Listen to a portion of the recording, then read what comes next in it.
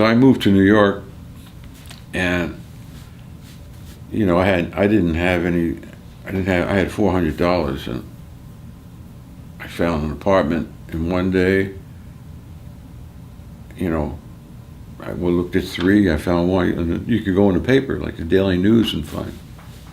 So, moved to 93rd Street between the West End and Riverside, which turned out to be the same block that Herbie Hancock lived in. A couple other musicians. Guitar player across the street, Joe Beck. Right around the corner was Garrison. Joe Newman was over there, and a lot of musicians. So I just fell into it. I didn't know that, and so, you know, I lived there, and I used to go to Jim and Andy's, and I'd see all the guys I just saw on record, on the backs of records. It was kind of exciting, and I never forget one of my first nights hanging out. I'm sitting at the bar with Ruby Braff, of all people. Now I had heard him play, and I thought he was great. He was a real individual, and I had my concept, my fantasy of who he was. You know, it's so hard to separate how people play and who they are.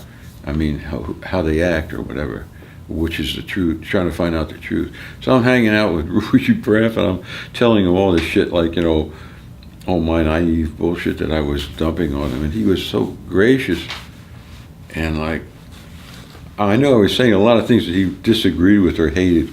When I got to know him years later, I realized that I asked him, I said, Ruby, I remember hanging out with you in 1965 and talking to you, and you were really nice to me, and you didn't, you know, dump on me. I know I said things that probably offended your sensibility. You know, he said, yeah, I knew, but I mean, I knew we needed a Lou Tabackin here. And then years later, he actually liked me. He said, I did a gig at Carnegie Hall.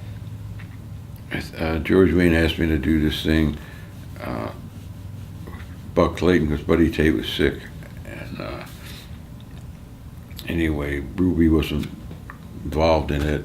And he said, man, you played so great, man, like, you know, at this thing. And he heard me a few times. Yeah, you played great, but you have to stop playing that avant-garde shit.